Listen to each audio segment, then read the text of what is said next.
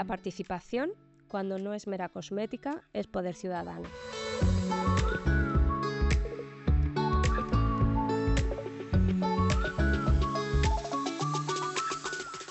Bienvenidas y bienvenidos a un nuevo episodio de Sin Derecho estamos apañados, el podcast del proyecto de participación de la Red Europea de Lucha contra la Pobreza y la Exclusión Social en Castilla-La Mancha.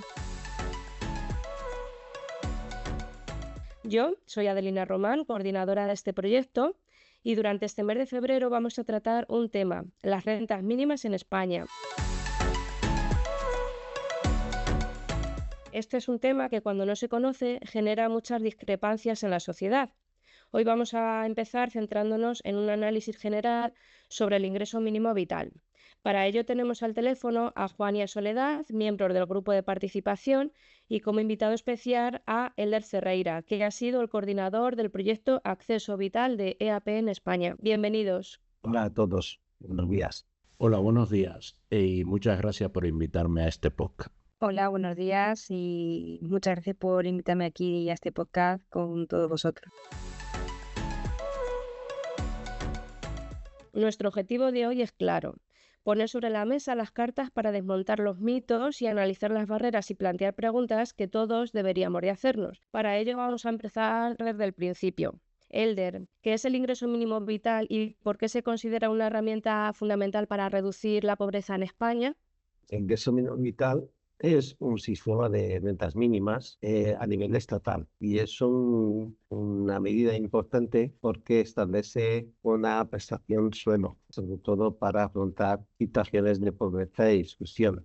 Es una medida que también a nivel europeo es impulsionada por Europa, por la Comisión Europea, por el Parlamento. Y es importante porque precisamente intenta establecer un nivel mínimo de protección y también un punto de partida para un trabajo más amplio de apoyo a las personas, para las personas y con las personas, para que puedan desarrollar sus trayectorias personalizadas en dirección a la inclusión. No es una medida que va a solventar situaciones de pobreza y exclusión, pero sí que establece un punto de partida sobre lo cual se debería trabajar en ese sentido.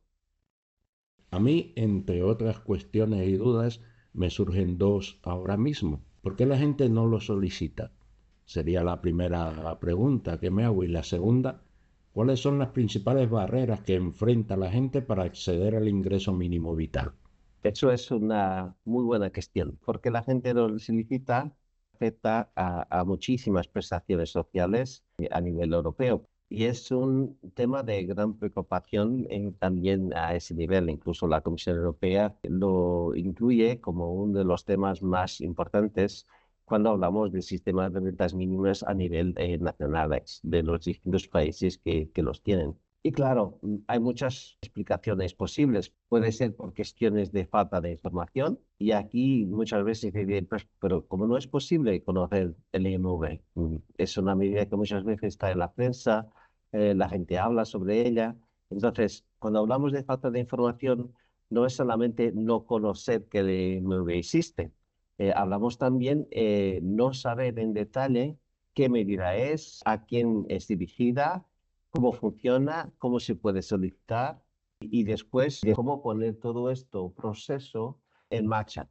Y en nuestro trabajo, en el proyecto, en la investigación, una de las cosas que nos ha causado también un interés es que algunas personas, por ejemplo, no se identificaban como perceptoras. Cuando de lo que sabían sobre la medida, pensaban que esa medida no era para ellas.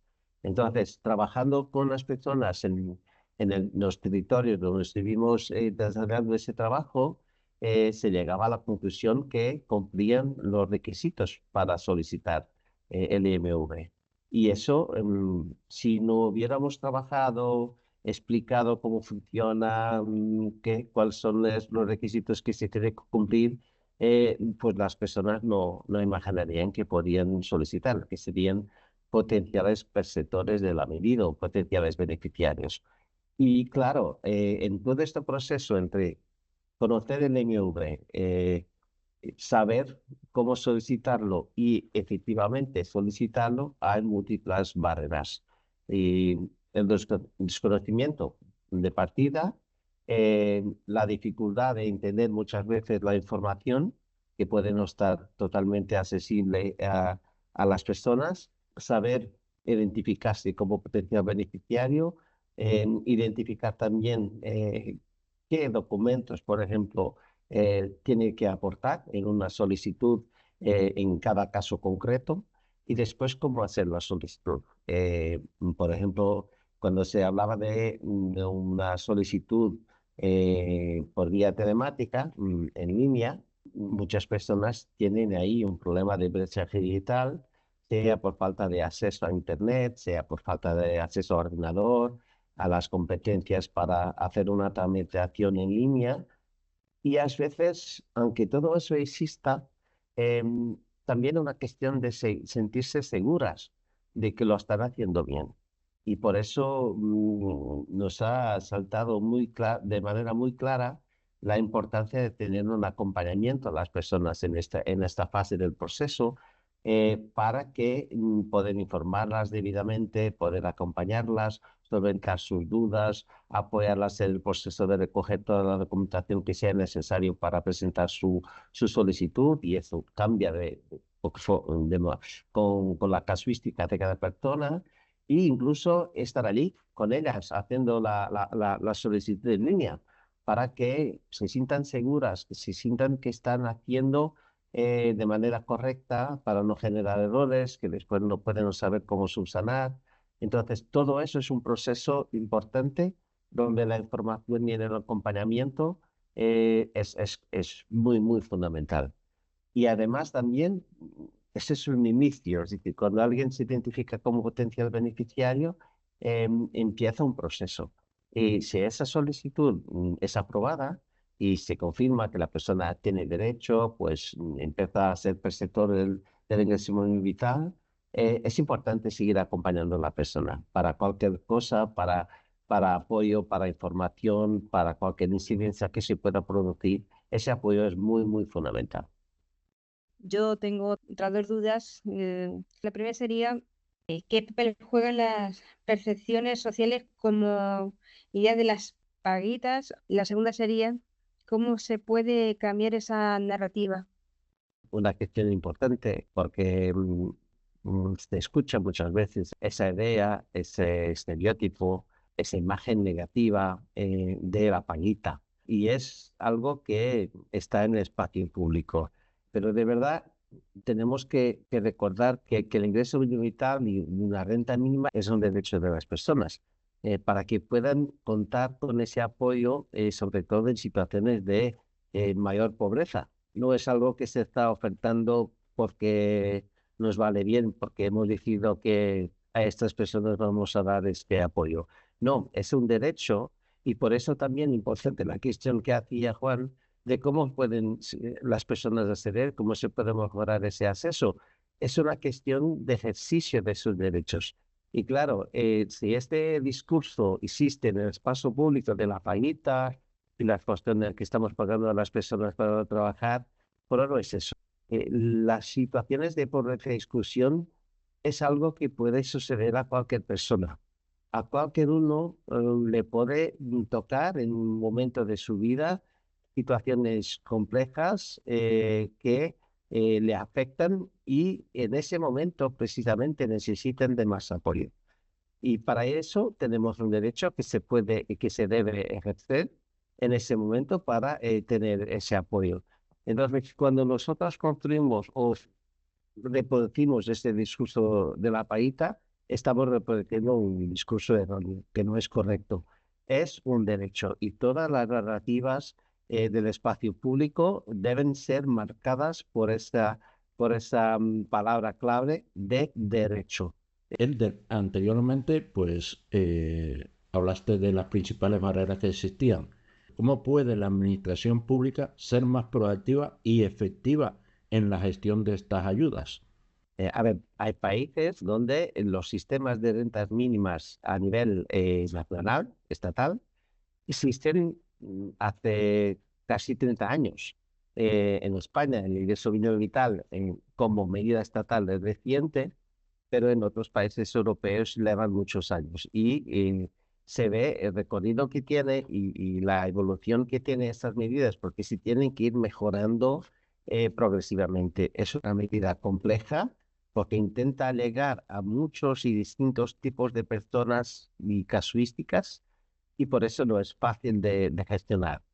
Cuando hablábamos de las barreras, por ejemplo, de la información, es muy importante que las personas conozcan cómo el IMV se adapta o puede responder positivamente a distintos tipos de casuística.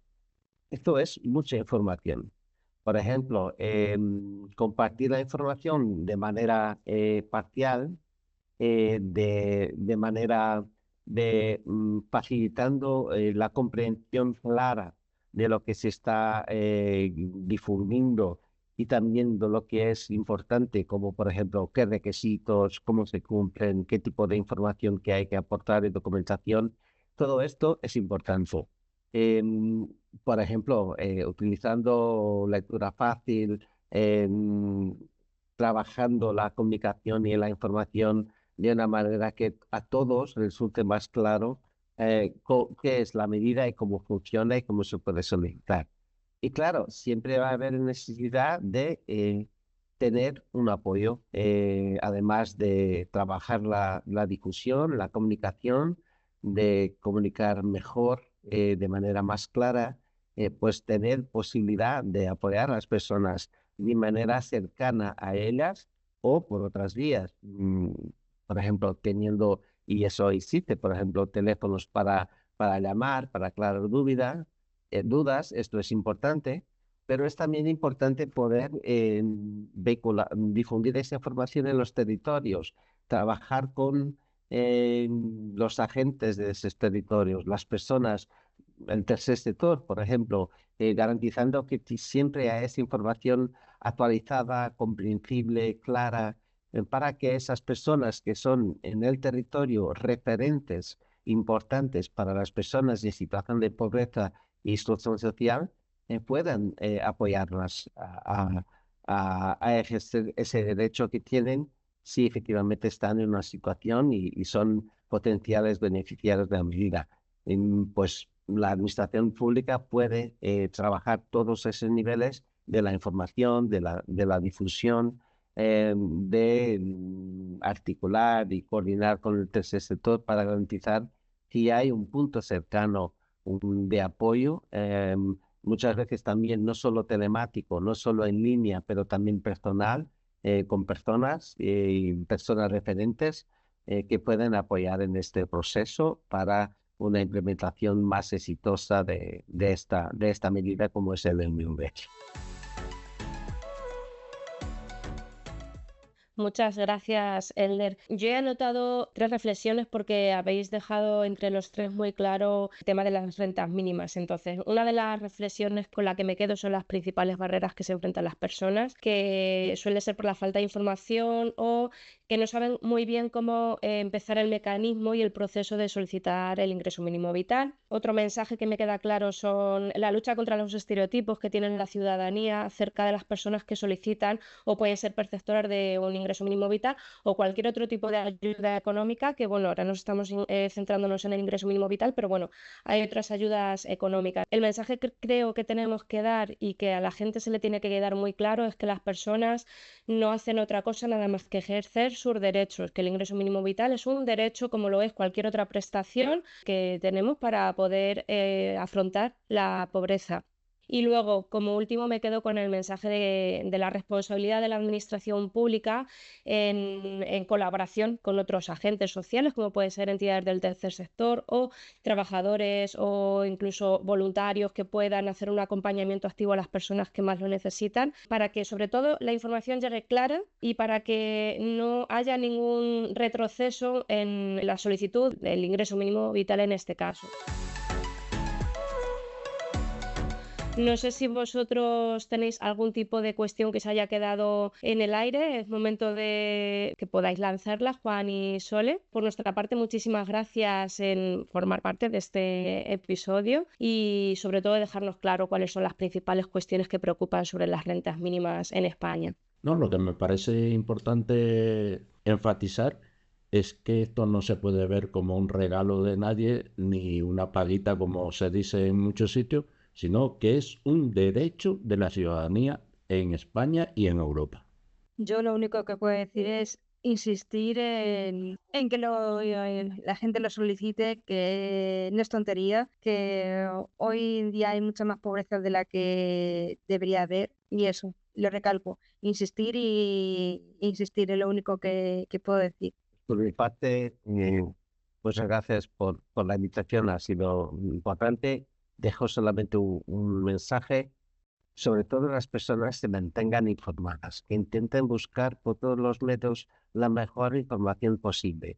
Hay siempre apoyos cercanos, personas de confianza que nos pueden apoyar, sobre todo en los momentos más difíciles, y personas con que sentimos que podemos compartir nuestras dificultades. Y es importante también mantener siempre buenos mecanismos de comunicación, es decir, una línea de teléfono, un correo electrónico. A partir del momento que hacemos una solicitud, esos van a ser los medios por los cuales nos van a llegar las comunicaciones. Y claro, si perdemos acceso a ese correo o a ese número de teléfono, podemos no recibir cualquier comunicación que nos sea enviada. Entonces, va a tener la información y mantener la comunicación es especialmente importante en todos estos procesos. Pues muchas gracias, compañeros.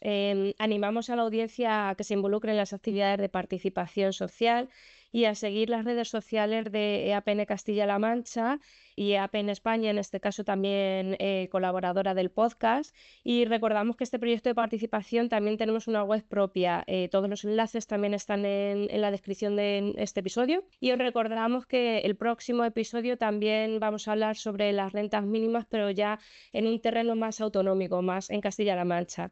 Entonces, bueno, muchísimas gracias por vuestra colaboración y nos vemos en el siguiente episodio.